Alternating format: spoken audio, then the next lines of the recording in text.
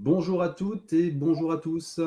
Bienvenue à ce nouveau webinaire de Green Today, webinaire dédié au décret tertiaire qui est un vrai sujet brûlant ces temps-ci. Donc, je me présente Martial Géry, chef de projet efficacité énergétique au sein de l'entreprise Green Today, et je serai accompagné pendant cette présentation de Zakaria Leketani, que vous voyez aussi à l'écran. Voilà. Donc, durant cette présentation, très simplement, vous aurez au fur et à mesure des sondages qui vous seront proposés en bas à droite de votre écran. Donc, ce seront des sondages qui nous permettront un peu de rebondir sur la présentation ou sur la phase de questions-réponses. Et vous aurez aussi l'opportunité, au travers du chat ou des questions, de nous interpeller et de nous questionner sur des sujets particuliers. Bien, alors, je vous propose de commencer. Hop, si ça veut bien passer. Voilà, donc très, très rapidement déjà, qui est Green Today? Qui sommes-nous? Donc Green Today, nous sommes un cabinet de conseil, un cabinet d'accompagnement en efficacité énergétique. On a été créé en 2020 grâce à Zakaria, et notre ambition est vraiment d'accompagner nos clients sur l'entièreté de la chaîne de l'énergie, donc en travaillant sur 4 grands pôles de services. Donc un premier pôle de service qui est l'achat d'énergie, et vous l'aurez bien noté qu'actuellement c'est très compliqué, c'est un vrai sujet, d'autant plus lorsqu'on parle de décret tertiaire et qu'on parle d'action de performance énergétique. On entend forcément rentabilité derrière, et le coût d'énergie est forcément quelque chose de très important. Le second est également essentiel, je dirais, dans les sujets que l'on va traiter juste après, ce sont les financements. Donc, nous travaillons notamment sur les certificats d'économie d'énergie. Donc, ce n'est pas le sujet pour le détailler aujourd'hui, mais voilà, c'est vraiment un élément et un enjeu très important pour nous. Un troisième pôle de service que nous proposons, c'est une plateforme, ce sont des solutions digitales. Donc, nous proposons une plateforme de management de l'énergie. Donc, c'est une plateforme sur laquelle on vient se raccorder à vos différents compteurs, on extrait de la donnée, on se connecte également à vos éléments de facturation, on peut créer des tableaux de bord et justement avoir un suivi en continu de vos différents éléments, de vos différentes consommations. Et vous verrez que ça peut avoir un impact, notamment pour nous dans l'étape 7 que l'on vous propose dans le cadre de ce webinaire. Et le dernier, qui pour nous est quand même le plus important en termes de volume d'activité aujourd'hui, c'est le pôle d'efficacité énergétique. Donc, c'est un pôle dans lequel vous allez retrouver l'entièreté des services que l'on apporte à nos clients, donc principalement l'accompagnement au décret tertiaire, donc sur l'aspect à la fois déclaratif et à la fois sur les différentes étapes que l'on va vous présenter juste après, et tout ce qui va toucher également au décret BAX, qui est un décret qui est sorti courant de l'année et qui est d'ailleurs mentionné dans le cadre du décret tertiaire et qui va s'accrocher un petit peu à tout ça. Et ensuite, tout ce qui va être également les audits réglementaires, les audits loi d'adus, les systèmes de management de l'énergie. Voilà pour la présentation de Green Today, de qui nous sommes. Et donc, on va peut-être passer tout de suite au sujet qui nous intéresse aujourd'hui, qui est le décret tertiaire. Alors, je ne sais pas quel est le niveau de connaissance de chacun d'entre vous. Donc, ce que je vous propose, c'est déjà de faire un passage assez rapide sur ce que dit le texte. Et puis ensuite, on présentera effectivement les 7 étapes clés pour se conformer à ce texte-là. Alors, le décret tertiaire, finalement, qu'est-ce que c'est? C'est un texte qui est issu d'émanations de décisions européennes qui, au travers de la loi Elan, ont été retranscrits en décret et ensuite en plusieurs arrêtés modificatifs qui viennent compléter ce processus. Donc, le décret tertiaire, il fixe pour les propriétaires et les locataires de bâtiments, de parties de bâtiments ou d'ensemble de bâtiments qui hébergent des activités tertiaires et dont la surface de plancher dépasse 1000 m². Alors, vous avez une petite définition en bas à gauche de ce qu'est la surface de plancher. Va les obliger à 2 choses. Va les obliger, dans un premier temps, à déclarer annuellement leur consommation sur une plateforme que l'on va appeler la plateforme Opérate, qui est une plateforme qui est gérée par l'ADEME et par l'État et sur laquelle on va effectivement retranscrire toutes ces données. D'ici le 30 septembre 2022, donc c'est l'étape 1 qu'on verra vraiment plus en détail un petit peu plus tard, vous avez d'autres éléments à compléter, notamment votre patrimoine, une année de référence et une consommation de référence. Donc ça, c'est vraiment le premier bloc, c'est des obligations de déclaration.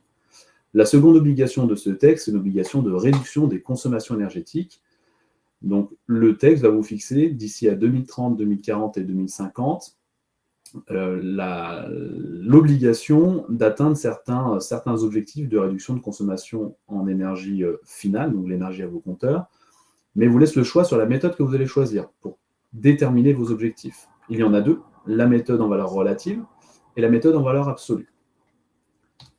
Alors, c'est quoi la différence entre les deux? Très rapidement, vous allez choisir entre l'année 2010 et l'année 2019 une année de référence. Alors, il y a des calculs, des ajustements climatiques à faire, mais je vous passe vraiment les détails.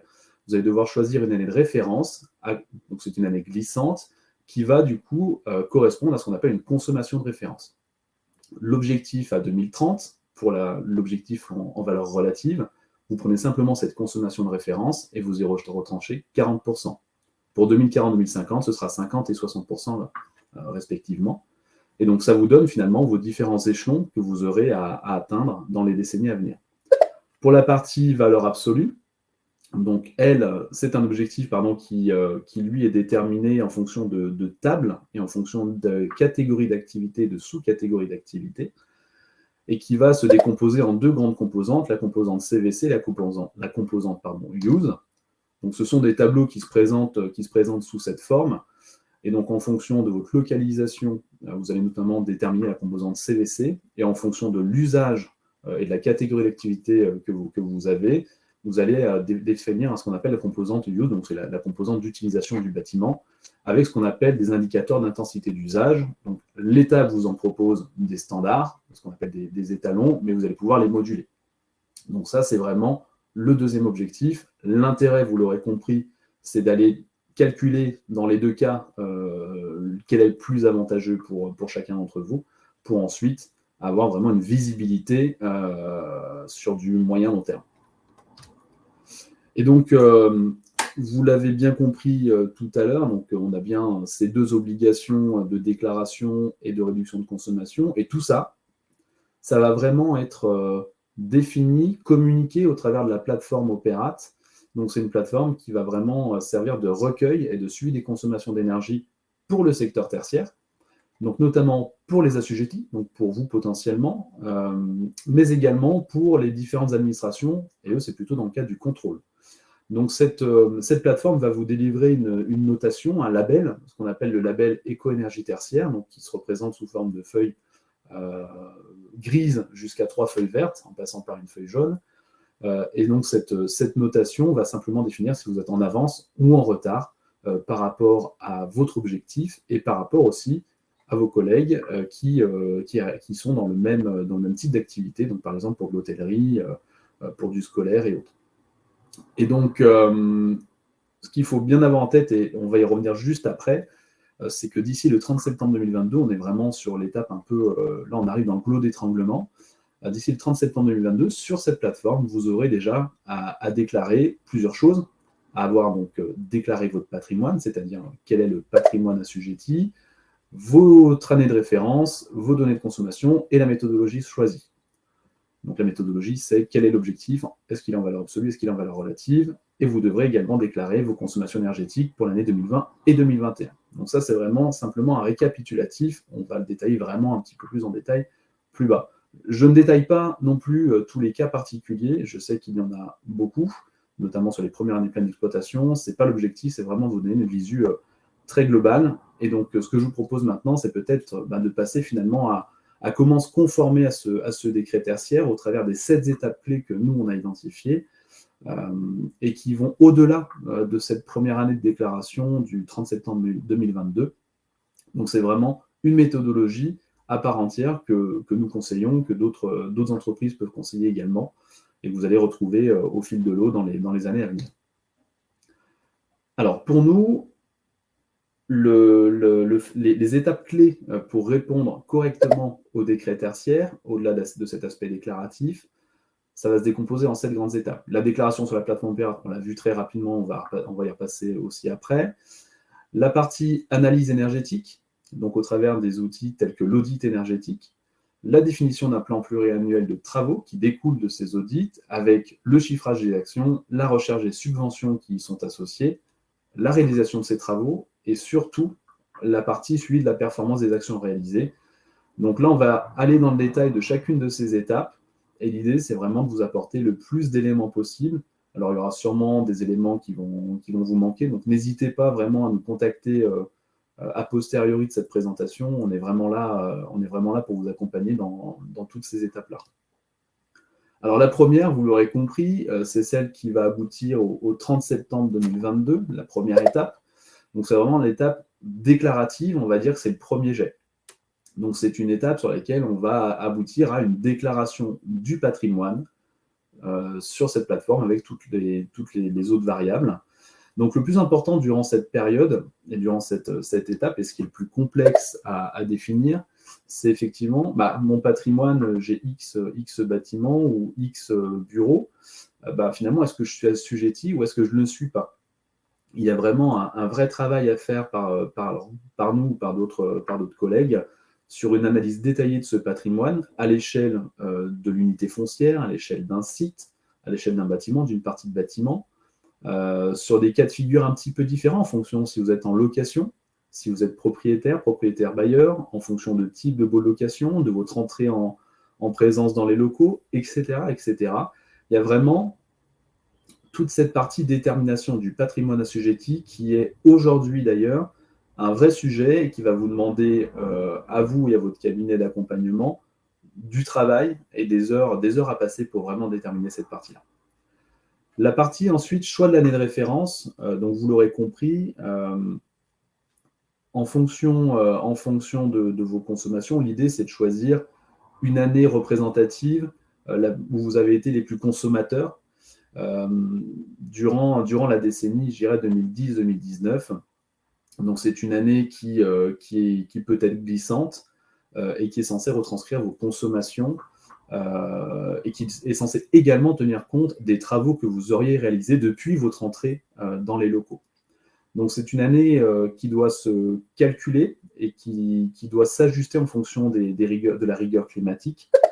Donc là, il y a plein de méthodes de calcul. Donc là, pareil, si vous avez les compétences en interne, tant mieux, mais ça demande des ajustements en fonction de ce qu'on appelle les DJU, les degrés jour unifiés, chaud et froid, et les DJU moyens. Et ça va dépendre de la météo, de votre site, de votre localisation.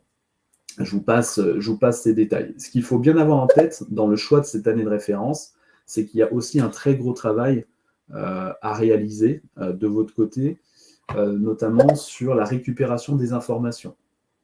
Aujourd'hui, vous avez plusieurs façons de récupérer vos consommations auprès de vos distributeurs d'énergie, que sont Enedis ou GRDF, pour le gaz et pour l'élec. Après, si vous êtes sur du réseau de chaleur ou si vous êtes sur des approvisionnements en fuel, par exemple, vous avez d'autres cas de figure.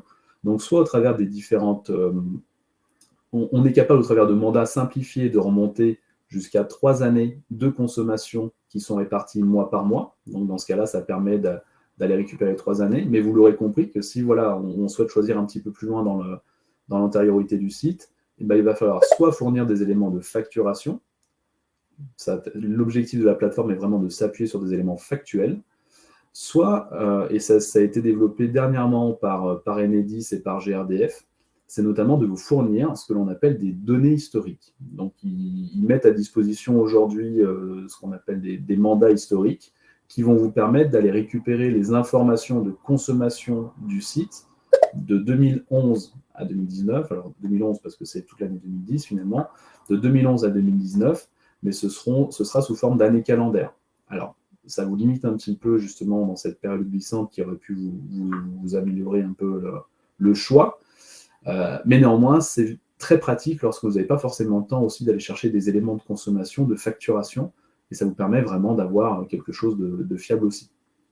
Donc, déterminer le patrimoine et choisir une référence sont aujourd'hui des éléments qui sont extrêmement complexes, qui demandent vraiment du temps d'investigation à la fois chez vous et à la fois chez nous, et qui permettent vraiment d'aller choper la meilleure année de référence avec la consommation de référence associée, qui vont nous permettre, au travers des différents calculs, d'aller challenger le calcul en valeur relative, le calcul en valeur absolue, d'aller déterminer effectivement par comparaison lequel est le plus pertinent, et ensuite d'aller réaliser la déclaration de tous ces éléments sur la plateforme Opérate. Le choix de la modalité de réponse, je vous apporte simplement un petit détail. Si vous sélectionnez une réponse en valeur absolue pour la première décennie, ne vous en faites pas, vous pourrez réactualiser pour la décennie d'après cette méthode de calcul, donc potentiellement repartir sur la valeur relative et vice-versa. Donc ça, vous allez pouvoir le faire. Chaque décennie, vous allez pouvoir changer votre valeur objective de la décennie d'après. Et donc sur la plateforme Operate, donc c'est la fin de la première étape, vous avez plusieurs façons de déclarer tous vos éléments patrimoniaux, vos éléments de consommation, ainsi que votre méthode de réponse et autres. Vous allez pouvoir le faire soit via une interface on-machine, donc vous allez directement sur la plateforme Operate et via des menus déroulants, vous allez déclarer petit à petit votre patrimoine, vos entités fonctionnelles assujetties et tout ce qui va bien. Soit vous pouvez le faire parce que vous avez un parc qui est extrêmement important, vous allez vraiment pouvoir définir l'entièreté de ces éléments au travers de fichiers CSV qui sont d'ailleurs mis à disposition sur la plateforme Operate. Dans l'onglet ressources, tout en bas, vous allez avoir tous les fichiers CSV pour implanter les différents profils utilisateurs. Donc ça, c'est également extrêmement important à définir, qui va permettre de définir toutes les entités fonctionnelles assujetties et toutes les consommations de ces entités fonctionnelles assujetties. La première étape, c'est vraiment aujourd'hui la plus importante, la plus pressée, la plus urgente, qui va se terminer au 30 septembre 2022. Ça va être un petit peu comme les impôts sur les derniers jours. Le site risque de bloquer parce qu'il y a énormément de retardataires. Donc, prenez-y vous en avance. C'est un conseil. Donc, une fois que vous avez réalisé finalement toutes ces déclarations, vous n'êtes pas encore sorti de l'auberge, tout simplement parce qu'une fois que vous avez déclaré tout ce que vous aviez à déclarer, maintenant vous avez votre objectif à 2030 qui est fixé. Cet objectif, il va vous donner une consommation en kilowattheure d'énergie finale par mètre carré et par an, et votre objectif à vous, c'est de l'atteindre. Donc pour l'atteindre, alors si vous êtes déjà dans les clous, il n'y a pas de souci. Mais si vous n'êtes pas dans les clous, l'idée c'est quand même d'aller réfléchir à la façon d'atteindre ces objectifs et quel est l'outil que je peux utiliser aujourd'hui. Alors il y en a plein, il y a plein d'outils. Néanmoins, et vous le verrez juste là après pour les dossiers de modulation, l'audit énergétique au travers de ce qu'on appelle une simulation thermique dynamique ou une simulation énergétique dynamique est l'outil qui va vous permettre d'analyser au mieux votre patrimoine en détail, c'est-à-dire qu'on va aller regarder ce qui se passe au niveau de l'enveloppe, au niveau des systèmes, au niveau des comportements. Alors, on va travailler sur un champ d'application, un degré d'approfondissement et un périmètre d'étude, mais c'est surtout que cet outil-là va vous permettre, après cette première analyse, de réaliser ce qu'on appelle la simulation thermique ou énergétique dynamique. Et donc, cette étude-là va aboutir à ce qu'on appelle des bouquets de travaux. On va être capable de déterminer des scénarios qui vont vous donner de la visibilité, de la lisibilité sur ce que vous aurez la capacité de mettre en place dans le futur pour atteindre vos objectifs 2030, 2040 et 2050. Donc c'est un outil qui est extrêmement complet, extrêmement complexe. Le décret ne le mentionne pas comme tel, n'évoque pas la réalisation d'un audit énergétique. Néanmoins, vous aurez la capacité, au travers de cet audit, d'avoir déterminé le poids que certaines actions vont pouvoir avoir sur vos objectifs et sur l'atteinte de ces objectifs. Dans le cas où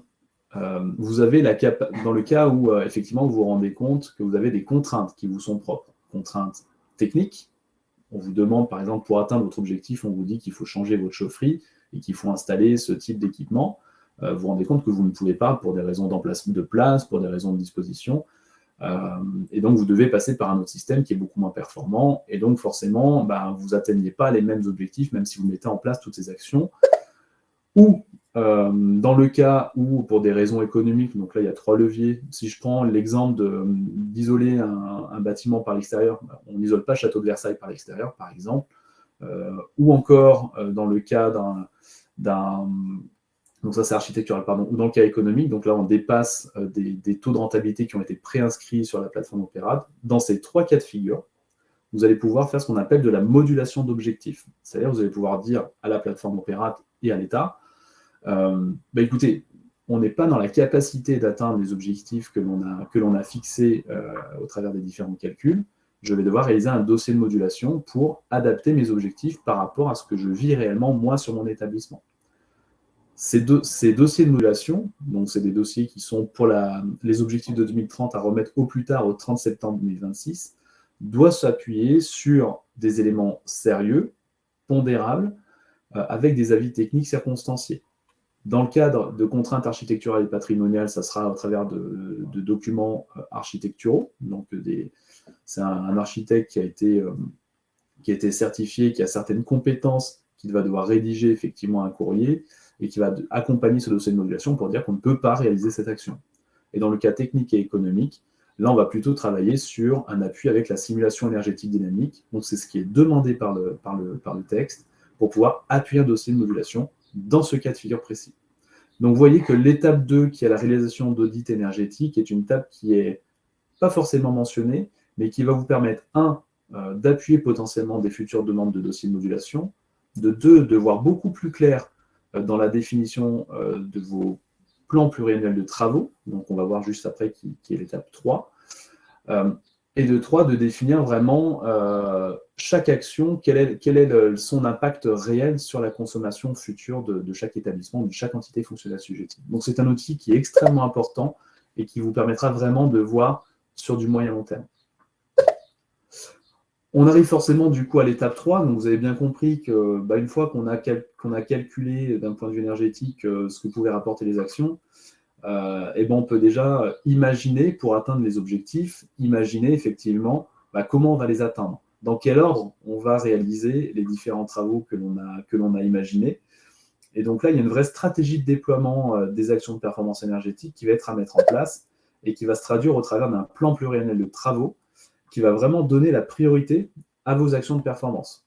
Seulement, il dépend de pas mal de paramètres. Il dépend des paramètres techniques, des adaptations qu'il y aurait besoin de faire éventuellement, de l'aspect réglementaire. Les règles évoluent forcément, que ce soit sur les matériels, que ce soit sur les contraintes, je ne sais pas, anti-incendie, etc., etc. Donc, il va falloir vraiment regarder un petit peu ce qu'il en est. La partie esthétique, on a beaucoup de clients, par exemple, dans l'hôtellerie, donc il y a aussi cette contrainte-là qui est que tout se passe pour le mieux avec un esthétique conservé, et notamment aussi dans le cadre de la contrainte architecturale. Et surtout, planifier un plan pluriannuel de travaux va dépendre aussi des éléments financiers.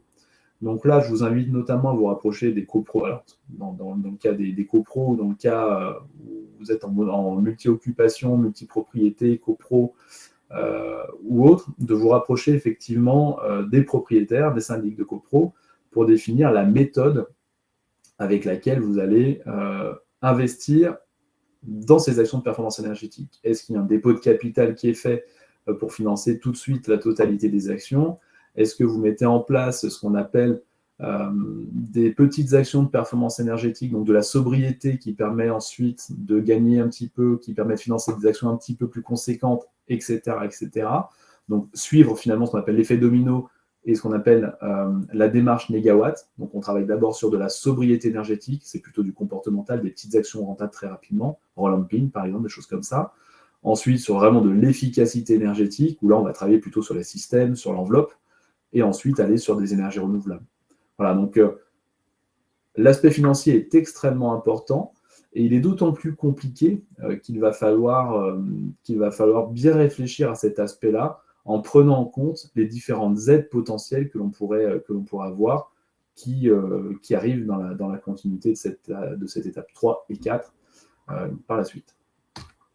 Donc l'étape 4, vous l'aurez compris, une fois que vous avez défini un petit peu les différentes steps, les différentes étapes que vous allez suivre sur ce sujet-là, c'est déjà déchiffré. Donc c'est de faire appel à des partenaires. C'est vraiment cette étape-là, c'est vraiment la fiabilisation à la fois de l'aspect technique et de l'aspect économique de votre projet. C'est le choix d'équipements qui va être extrêmement important dans le cadre de l'obtention des aides. On y vient juste après, notamment dans le cadre des C2E, où il va y avoir que certains types d'équipements qui vont être finançables, qui vont être subventionnables, par exemple, mais il en existe d'autres.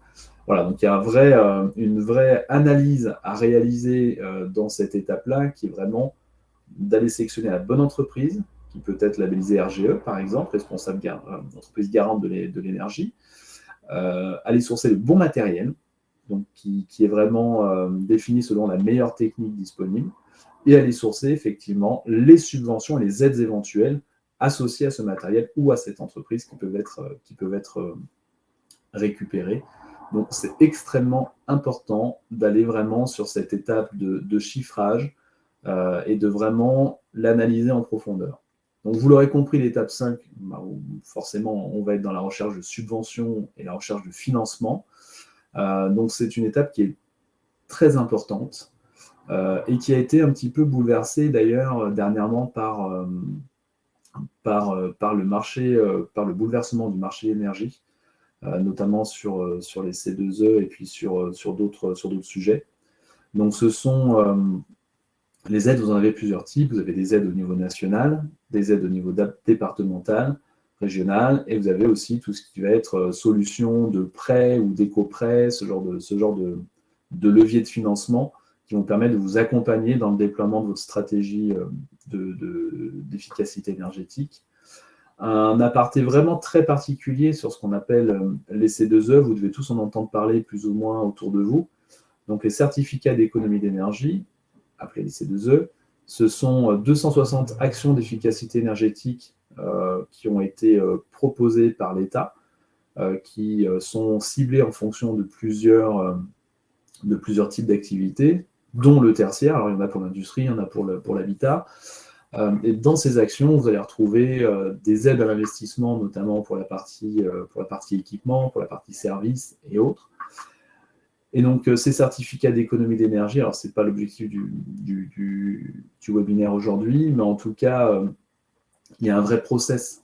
Il y a un vrai process qui va autour et qui impose vraiment d'être très très bien synchronisé avec votre étape 4, donc vraiment l'étape, on va dire, de devis finalement, et l'étape 6, qui est l'étape plutôt de réalisation de travaux, que l'on va voir juste après. Tout simplement parce que on a eu le cas de beaucoup de personnes qui nous disent ah bah, c'est bon, j'ai fait mon action de performance, j'ai investi dans des nouvelles menuiseries, donc des nouvelles fenêtres, c'est top, tenez, on va aller chercher effectivement cette subvention. Le problème, c'est que les certificats d'économie d'énergie ne fonctionnent pas comme ça. Ils fonctionnent vraiment, c'est vraiment de l'anticipation, c'est toute une démarche de sourcer les bons équipements, vérifier leur conformité par rapport aux fiches. Donc, c'est vraiment des contraintes techniques très spécifiques pour chaque équipement. Aller sourcer ce qu'on appelle des obligés. Donc, ce sont les personnes qui vont vous acheter les économies éventuelles que vous allez réaliser grâce à l'action que vous allez faire. Et donc, ensuite, il y a toute une étape derrière de passation administrative qui vient prendre le relais. Donc, c'est vraiment important de prendre connaissance de ces éléments. Dans la recherche de subventions, on se dit souvent bah, j'ai fait l'action et je vais aller chercher les subventions parce que j'ai la facture. Non, dans ce cas-là, c'est vraiment l'inverse. Donc faites attention. Et tout ce qui est départemental, régional, ADEME et BPI notamment, ça peut fonctionner un peu différemment. Donc il y a vraiment cette étape de recherche de financement accrochée à cette étape 4 de devis. Elle est vraiment essentielle. D'autant plus que, vous l'avez compris, avec ce qui se passe au niveau du marché énergétique, avec des prix d'élec et de gaz qui ont fait x2, x3, il ne faut pas oublier que votre rentabilité elle va être aussi poussée en avant, justement, valorisée plus facilement que ce qu'il était avant. Donc, tout ça, ça fait vraiment une étape importante à checker et à valider avant d'attaquer la phase de travaux. Et donc, cette phase de travaux est pour nous une phase qui est forcément importante. C'est vraiment l'aboutissement, je dirais, de votre démarche, de vos actions. C'est ce qui va être, je dirais, dans la continuité, retranscrit au travers de ce que vous allez déclarer sur la plateforme Opérate. Et c'est vraiment une étape, vous l'avez compris, qu'il va falloir fiabiliser en amont au travers de tout ce qu'on a vu.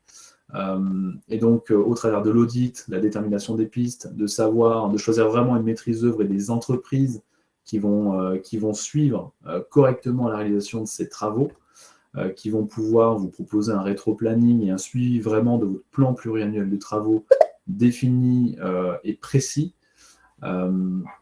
qui prennent en compte effectivement toutes vos contraintes d'exploitation du bâtiment. On l'évoquait tout à l'heure, les contraintes techniques, ça peut être administratif parce que vous êtes dans des zones un peu particulières, ou autres. Et vraiment, le choix des prestats, que ce soit sur les produits, équipements, matériaux, est vraiment, vraiment primordial. Je vous invite vraiment à... Ces étapes 4, 5, 6 sont essentielles pour ne pas vous retrouver le bec dans l'eau derrière en me disant j'ai fait des actions de performance, mais finalement, je n'ai pas de subvention, finalement, je n'arrive pas à ce que j'avais espéré en termes d'efficacité, et donc je n'arrive pas à mes objectifs, et du coup, pénalement, je peux prendre des pénalités financières parce que mes objectifs ne sont pas atteints. Et ça peut aussi avoir des retranscriptions sur vos futures ventes, sur vos futurs baux de location éventuels, parce que tous les éléments de consommation, ce label éco-énergie tertiaire, lui sera associé à vos différents documents de vente et de location. Et donc forcément, toutes ces étapes deviennent primordiales pour la continuité. Et l'étape 7, finalement, qui est, je dirais, qui est l'étape la plus récurrente, qui va être vraiment le suivi de la performance de vos actions. Donc là, de la même façon, l'État ne vous impose pas les choses. Il vous impose simplement, je vous disais, de déclarer vos consommations, mais c'est quand même incitatif dans le sens suivi de la performance énergétique, analyse des dérives éventuelles, contrôle de la performance de vos actions, contrôle de l'atteinte de vos objectifs. Voilà, c'est vraiment, on vous incite vraiment à ça. Et donc, pour certains, c'est pas forcément très clair, mais il existe des outils qui sont extrêmement intéressants. Nous, on travaille notamment, vous l'avez vu au tout départ dans la présentation, on travaille notamment avec une entreprise qui s'appelle Énergisme, qui est vraiment en place depuis de nombreuses années, qui développe un outil de plateforme digitale de management de l'énergie qui vous permet de suivre tout votre patrimoine sur une seule interface, donc toutes vos consommations, vos factures, qui est capable de vous éditer des rapports, de vous envoyer des alertes, et qui surtout, et c'est l'intérêt aussi de ces différents outils, qui vous permet vraiment de manager vos énergies au quotidien, de savoir ce qui se passe réellement, d'analyser les dérives. Et pour la suite, ces outils vont être connectés à la plateforme Opérate, et vous allez avoir la capacité finalement, au travers de modifications de patrimoine ou au travers de déclarations, au travers d'un outil, d'un clic, d'envoyer directement toutes vos consommations, tous vos éléments directement sur la plateforme Opérate. Donc ça vous simplifiera aussi l'aspect déclaratif et récurrent chaque année. Donc c'est aussi ce qui est intéressant dans ces plateformes. Donc nous, Green Today, on travaille, je vous disais, avec Énergisme, et on travaille aussi sur ces sujets-là. Donc n'hésitez pas, on propose vraiment cette plateforme qui est vraiment, vraiment très intéressante, qui vous permet de suivre votre patrimoine en entièreté. Vous l'aurez compris, ces étapes, là on est pour 2030, donc on va arriver à 2030 aux objectifs, et après on reboucle. On reboucle tout simplement parce que vous allez peut-être définir, prioriser d'autres établissements, et on va repartir sur des analyses, donc des audits, des définitions de plans, etc. etc. Donc c'est vraiment des étapes qui vont de soi, qui vous permettent de voir venir et de prévoir effectivement vos actions, d'arriver à vos objectifs, et vraiment d'asseoir aussi vos modulations, d'asseoir votre contrôle de votre patrimoine et de vos consommations. Et c'est quelque chose qui, aujourd'hui, n'est pas implicitement demandé par le décret, mais qui commence à arriver au travers d'autres textes. Par exemple, le décret BACS qu'on évoquait tout à l'heure est un décret qui va imposer l'installation de gestion technique bâtimentaire lorsque vous avez en puissance nominale 290 kWh d'installer en production de chaud, production de froid, CTA. Voilà, donc c'est des textes en fait qui viennent compléter. L'objectif, comme je vous le disais, c'est d'atteindre plusieurs objectifs, la neutralité carbone, d'atteindre les objectifs européens.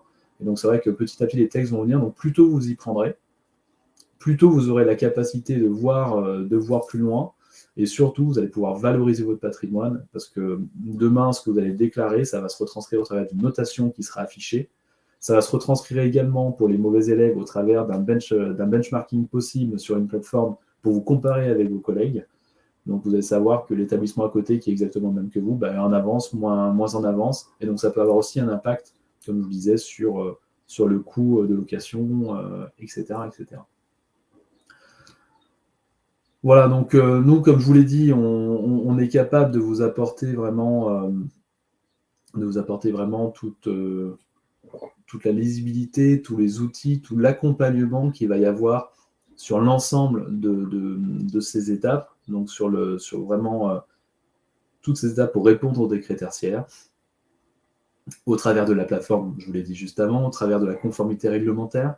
Donc ça peut être de l'accompagnement décret tertiaire, comme on vous le disait, donc soit sur l'aspect détermination du patrimoine, soit sur l'aspect déclaratif, calcul, régularité, récurrence des déclarations, etc. On peut vous accompagner sur les solutions de financement, sur les analyses énergétiques, donc les audits, pardon. Et puis ensuite, effectivement, vous accompagner sur la partie, on va dire, plutôt travaux, où là, on va travailler sur des contrats de performance énergétique, des contrats de travaux, du comptage, du sous-comptage, qui d'ailleurs, j'en avais pas parlé, mais va être extrêmement important. Parce que forcément, quand vous avez un comptage qui est général à un bâtiment, vous avez une répartition au tantième par rapport aux surfaces, vous n'avez pas la visibilité exacte de ce qui se passe à l'échelle de votre groupe froid, ou à l'échelle de votre chaufferie, ou à l'échelle d'un étage particulier, par exemple. Et ben, au départ, ça va être très bien, vous allez le faire de façon générale, mais le décret va vraiment vous inciter à affiner, je dirais, vos analyses pour pouvoir ensuite vraiment déterminer l'action la plus ciblée possible qui vous apportera le plus en termes de gains énergétiques. Donc c'est vrai que la mise en place de sous-comptage, et donc de plan de comptage, est extrêmement importante et je ne l'ai pas évoqué au préalable. Voilà, bah écoutez, en tout cas, de mon côté, au niveau de la présentation, j'en ai terminé. J'espère que j'ai vu qu'il y avait pas mal de commentaires. Je n'ai pas forcément tout sous les yeux. Je pense que Zacharia, tu as dû noter quelques questions. Oui, merci Martial pour cette présentation. En effet, donc il y a eu quelques questions pendant ta présentation. Je vous invite à me poser vos questions sur le chat. On va prendre une dizaine de minutes pour y répondre. Donc n'hésitez pas à nous les poser tout de suite, comme ça Martial ou moi-même pourront y répondre. Euh, Ce que je te propose du commercial, de commencer à répondre aux premières questions qui ont été posées. Donc moi j'ai eu une question de Clémence qui demande si les entrepôts logistiques étaient concernés par le décret tertiaire. Oui, oui, les entrepôts. Alors, il y a plusieurs cas de figure. Donc là, il faut voir en fonction de ce qui est hébergé dans l'entrepôt. Notamment tout ce qui est entrepôt refroidi. Donc là, on va pouvoir. Ce sont des bâtiments qui peuvent être concernés par le décret tertiaire. Alors, je sors la partie surface. Je pense que si vous posez la question, c'est que vous avez déjà franchi la surface. Mais oui, ce sont des bâtiments qui vont être concernés. Il y a quelques exemptions finalement dans le cadre du tertiaire. C'est tout ce qui est bâtiment militaire, bâtiment religieux, bâtiment temporaire. Tout le reste, effectivement, va être concerné. La seule particularité, effectivement, pour les entrepôts, ça va dépendre s'ils sont associés ou non à une activité secondaire. C'est-à-dire, est-ce que vous êtes sur du produit fini qui part tout de suite finalement en clientèle, ou est-ce que c'est vraiment de l'entreposage, et notamment pour les produits froids, ce que je vous évoquais juste avant. Là, on va vraiment être dans de l'exploitation complète. Voilà, donc ils font le distinguo sur le type d'entrepôt, le type de produit, l'association éventuelle avec le domaine secondaire, donc de production. Et en fonction de chaque cas de figure, j'aurai des réponses différentes à vous apporter. Parfait, toi merci Marcel, j'espère que c'est clair pour Clémence. Donc j'ai une question de la part de Marion. Est-ce que la responsabilité du bailleur ou de l'occupant? Je pense qu'elle voulait dire que est-ce que le décret tertiaire est la responsabilité du propriétaire ou des locataires?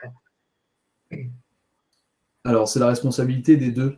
C'est vrai que le texte évoque simplement les obligations de déclaration et les obligations d'atteinte des objectifs. Il ne donne pas raison ni aux propriétaires ni aux locataires. Il considère que généralement dans les entreprises où il y a des grandes personnes et qu'elles sont capables de se mettre d'accord sur qui va faire quoi. Et donc c'est vrai que dans cette première étape de déclaration, par exemple pour le 30 septembre, il considère qu'il y a, pour les copropriétés, à l'ordre du jour, il va falloir parler du décret tertiaire pour savoir qui fait quoi, qui donne quoi comme information et qui déclare quoi. Et dans le cas on va dire des choses assez simples de propriétaires locataires, on va dire, il faut se mettre d'accord sur qui va créer le compte, voilà, voilà, qui va créer le compte, qui va déclarer les consommations. D'autant plus quand vous êtes dans un cas de multi-occupation ou le cas d'un site ou le cas d'une entité foncière qui est un peu particulière. Il y a aussi une notion de ce qu'on appelle un identifiant unique bâtimentaire, IUB, qui va devoir être défini par le propriétaire, par exemple, de tous les locaux, qui va vous le donner. Ça va permettre vraiment de définir l'entité fonctionnelle assujettie qui est votre établissement, les consommations qui vont avec, etc., etc. Dans tous les cas, vous, la déclaration, vous la faites simplement à votre échelle. Vous la faites vraiment sur votre entité fonctionnelle assujettie. Et l'IUB va être là, en fait, pour agglomérer toutes les entités fonctionnelles d'un bâtiment, par exemple, et pour attribuer à ce bâtiment-là une notation particulière. Mais chacun d'entre vous aurait votre notation par rapport à votre établissement que vous aurez déclaré. Je te remercie, Martial. Avant de passer aux questions suivantes, donc il y a Marion qui écrit pour faire suite du coup à la réponse que tu as donnée. Elle posait la question qui serait donc si les déclarations ne sont pas effectuées, qui aura du coup la responsabilité vis-à-vis de la loi? Les propriétaires et les locataires, les deux. Vous avez en fonction des pénalités financières de 7 500 € ou 2 500 € par entité qui seront appliquées dans le cas de non-déclaration, à la fois aux propriétaires et aux locataires. D'où l'importance de vraiment se mettre d'accord très rapidement, parce que souvent, on a eu le cas de figure quelquefois où on fait un peu l'autruche, on se dit c'est l'autre qui va déclarer, et finalement, on ne s'en occupe pas. De façon générale, il va falloir définir ce qu'on appelle un représentant légal. C'est la personne qui va être responsable des déclarations, alors soit chez le propriétaire, soit chez le locataire. Et dans tous les cas, lorsque vous allez créer votre compte sur la plateforme Opérate, vous allez devoir définir qui est votre propriétaire. Et donc le propriétaire sera informé des déclarations que vous allez pouvoir réaliser si c'est vous qui les faites. De la même façon, le propriétaire, si c'est lui qui évoque le fait de faire les déclarations, va vous demander un certain nombre d'informations et vous allez pouvoir créer un compte et voir un peu ce qui a été déclaré. Donc dans tous les cas, que ce soit l'un ou l'autre, il faut le faire. Sinon, vous allez avoir effectivement des pénalités financières. Donc je crois que c'est 7 500 € par cette personne physique. Non, pas par personne morale, et 1 500 par personne physique et par site à chaque fois. Et pour le propriétaire et le locataire. Donc les deux sont responsables. Je te remercie, Martial. J'espère que c'est clair pour Marion. En tout cas, n'hésitez pas à revenir vers nous si vous voulez plus de précisions à ce sujet. Je t'invite à passer à la prochaine question, Martial, donc de la part de Anthony.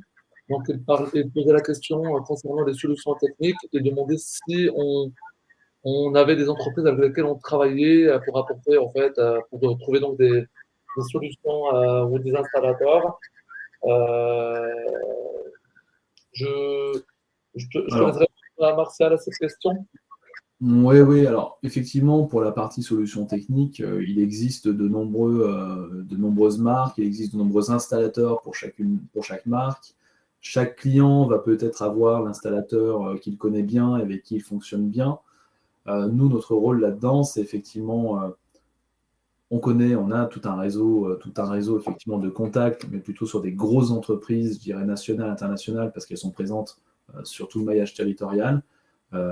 Après, effectivement, si vous avez votre petit opérateur qui travaille avec vous depuis des années et que vous souhaitez faire travailler, il n'y a pas de souci, en fait. C'est simplement sur la partie subvention où il faudra simplement faire attention à ce que les éléments qu'il va vous chiffrer. Si vous ne cherchez pas de subvention, il n'y a pas de souci, mais si vous cherchez un peu de la subvention pour alléger un peu votre investissement, il va simplement falloir faire attention à la référence qu'il va vous chiffrer, à ce qu'il vous propose, à sa capacité à répondre au C2E ou à ce genre de subvention, à la capacité de fournir les éléments administratifs. Voilà, c'est simplement ça. Donc nous, pour les solutions techniques, on peut en proposer plein. Ça peut être très très vaste. Sur la recherche de fournisseurs particuliers, après, ça à définir au cas par cas. Je te remercie, Martial. J'espère que c'est clair pour Anthony. On passe à la question de Franck, donc posée pour un multisite. D'accord. Les actions ciblées sont sur chaque site ou au global. Je pense qu'il voulait dire que l'objectif, dans le cas d'un multisite, est-ce qu'il va être Hmm. ciblé par site ou par l'ensemble des sites de la Ok. société? Alors, moi, ce que je comprends là-dessus, c'est que monsieur Franck Moulin, vous avez plusieurs sites et que vous voulez savoir si effectivement les objectifs et l'atteinte des objectifs de tous ces sites peuvent finalement communiquer. Je la comprends comme ça la question. Alors vous me direz effectivement dans le chat si c'est un peu ça le sujet. Alors, quand vous allez déclarer votre patrimoine, quand vous allez déclarer vos objectifs, vous allez déclarer effectivement chaque année où vous en êtes par rapport aux objectifs. Et forcément, vous aurez priorisé, vous n'allez peut-être pas pouvoir, imaginons que vous avez 10 sites, vous n'allez pas pouvoir faire des travaux tout de suite sur les 10 sites, vous allez prioriser. Alors, soit pour des questions, vous aviez déjà ciblé que cet établissement, vous vouliez agir dessus et vous vouliez faire certaines choses, donc ça peut être une priorité par rapport à votre vision, ou ça peut être simplement ce que vous souhaitez vraiment tout analyser et qu'on vous aide à définir votre plan d'action. Et donc, dans ce cas de figure, on va arriver effectivement à. Vous aurez priorisé des sites, vous allez vouloir agir sur des sites. Donc, plus tard dans les années, vous allez dire là, je suis bien, je suis dans mes objectifs, mais par contre, le deuxième établissement, je suis un peu à la peine. Et la plateforme Opéra vous permet de faire ce qu'on appelle du groupement de structure. C'est-à-dire que vous allez pouvoir avoir vraiment des sites complètement indépendants d'un point de vue déclaratif. Par contre, le fait de grouper les structures, ça va faire que vos objectifs vont être mutualisés. C'est-à-dire, chaque établissement aura sa propre notation, ça ne bougera pas. En revanche, lorsque vous allez mutualiser vos sites, imaginons que vous soyez en avance sur les objectifs et vous êtes déjà au-delà de vos objectifs sur un premier site, et vous allez pouvoir avoir les vases communicants, c'est-à-dire que vous allez pouvoir compenser par exemple le retard que vous avez sur un autre site. Et donc ça va se faire au travers de ce qu'on appelle le groupement de structure, et ça à déclarer sur la plateforme Opérate. Voilà. Mais bien évidemment, quand vous êtes dans ce cas de multisite, et vous n'êtes pas le premier, vous ne serez pas le dernier, il y a forcément des priorisations à faire, vous n'allez pas pouvoir tout faire d'un coup. Et donc, la plateforme l'a pris en compte au travers de ce groupe en structure.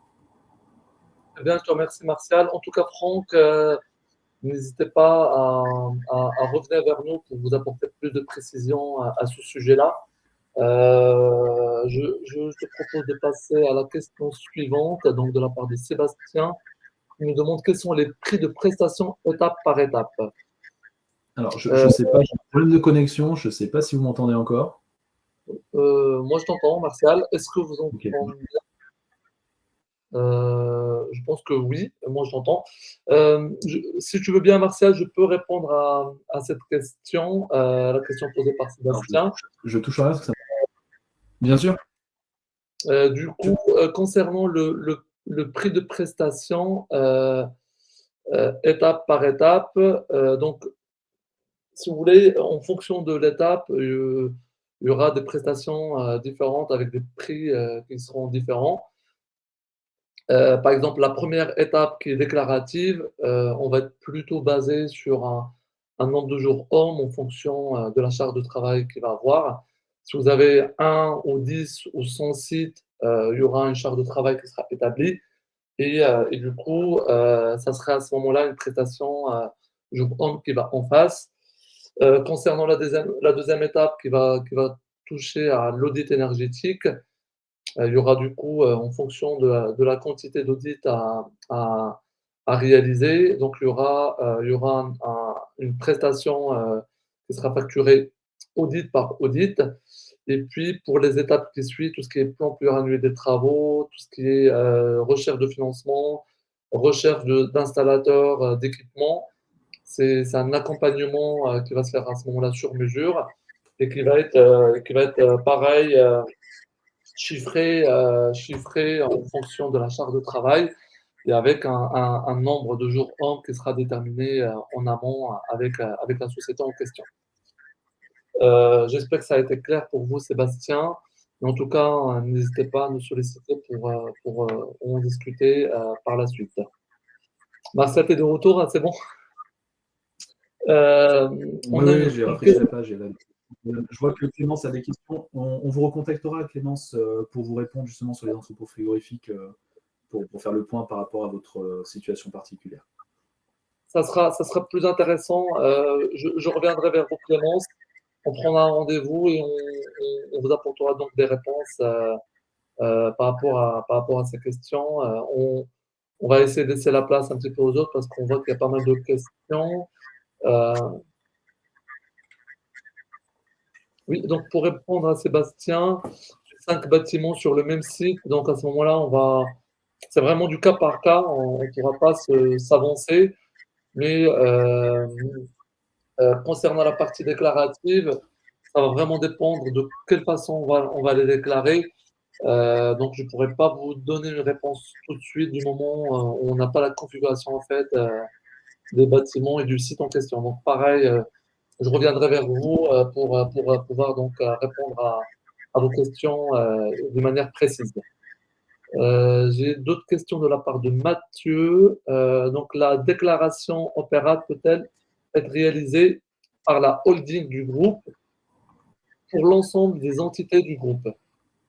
Si j'ai bien compris la question, je pense que Oui. Mathieu voulait dire que si l'entreprise sont gérées par une holding, est-ce que la holding peut faire la déclaration pour l'ensemble des sites concernés?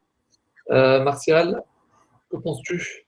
Alors oui, en fait, au travers, il faut simplement qu'il y ait une personne qui soit représentant légal, c'est-à-dire qu'en cas de problématiques juridiques, je dirais, de contrôle, etc., et de pénalités financières, il faut que ce soit une personne qui soit capable de répondre à ces choses-là. Donc il faut que la personne représentante légale de la holding crée un compte sur la plateforme Opérate, qu'elle puisse, alors mandater ou non une entreprise à l'échelle de cette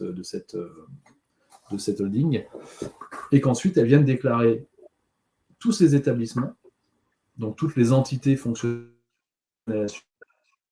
si vous voulez, qu'elles viennent déclarer, si elles le veulent également, différents profils d'utilisateurs, c'est-à-dire que vous pouvez déclarer par exemple un référent, parce que c'est parce que c'est le patron effectivement qui est représentant légal de cette déclaration, que derrière il n'y a pas un chef de projet ou qu'il n'y a pas un responsable patrimoine qui vient faire finalement tout le reste.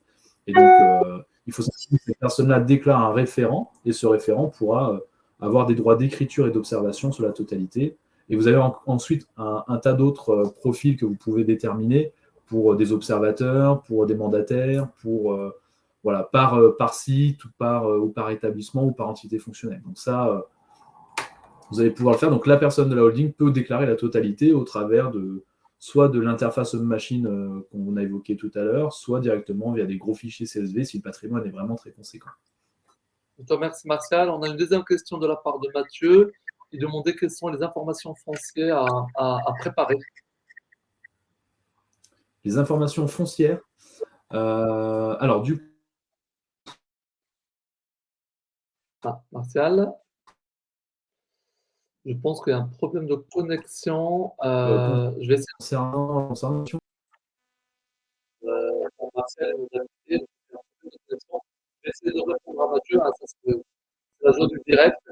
Donc, les informations qu'on va demander, ça va être Martial. Une fois on a fait, on a créé donc les comptes et qu'on doit faire une déclaration, on va demander surtout la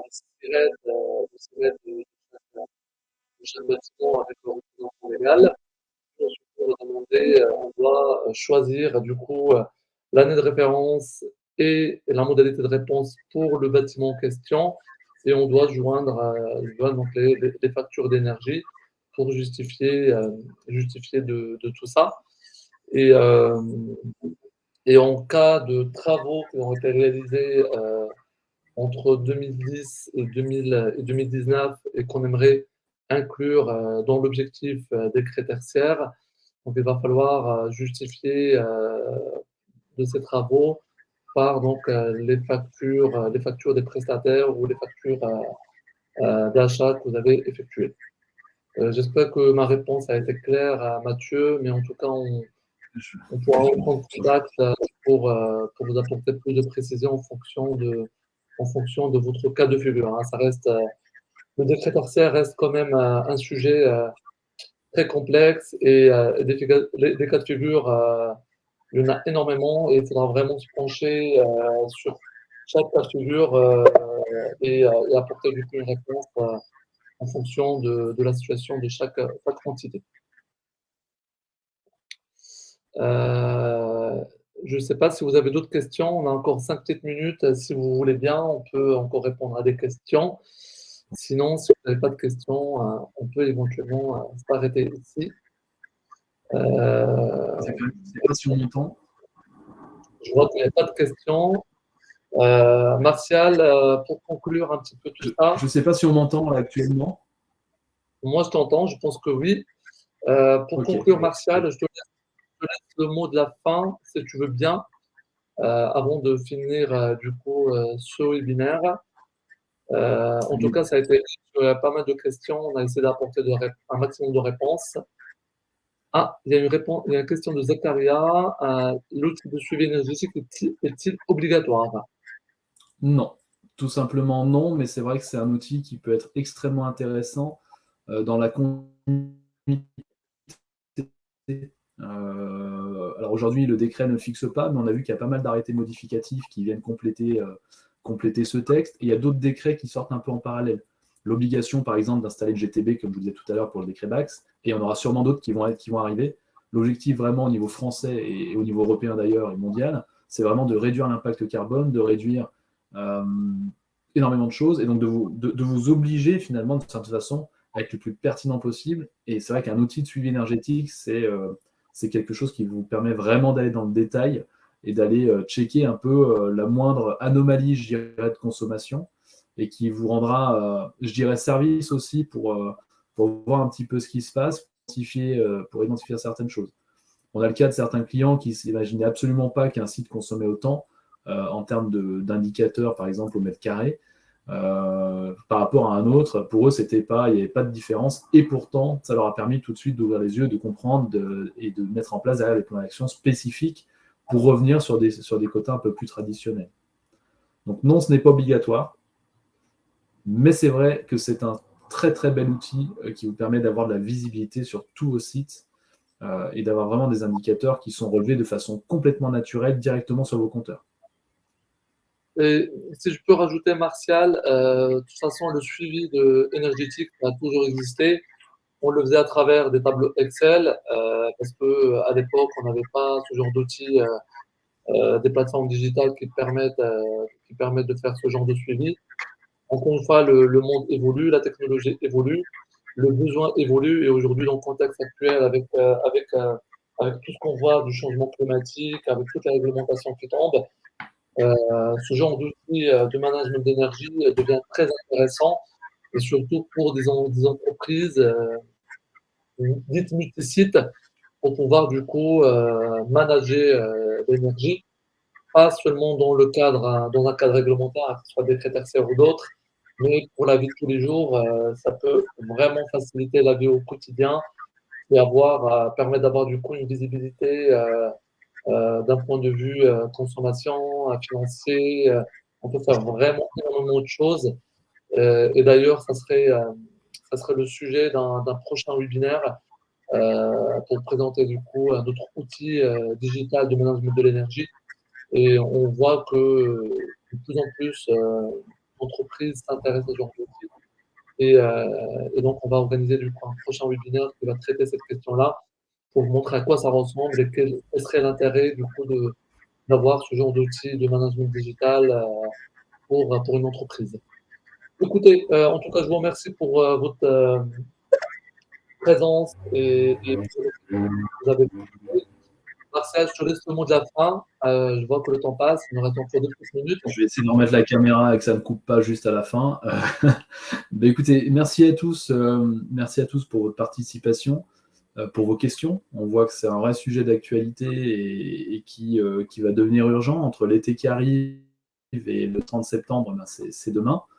Il y a beaucoup de travail, donc si vous n'avez pas encore démarré vos démarches, je vous invite vraiment à vous y pencher rapidement, parce que ça va vous demander du temps. Voilà. Nous, on est à disposition pour répondre à vos questions, pour vous accompagner. Donc, n'hésitez pas à nous consulter, on est là pour ça, et voilà, pour toutes vos questions, alors que ce soit sur les entrepôts ou sur d'autres sujets, il y a vraiment, ça sera avec plaisir qu'on vous répondra. Voilà. En tout cas, merci de votre présence et je vous souhaite à tous une excellente fin de journée et je vous souhaite bon courage du coup dans votre démarche décret tertiaire. Merci, Voilà. merci Martial, merci à tout le monde et comme disait Martial, n'hésitez pas à nous solliciter. On sera ravis de vous apporter des réponses supplémentaires à vos questions. Excellente journée à tous. Très bonne journée. Merci Au à revoir. tous. Au revoir.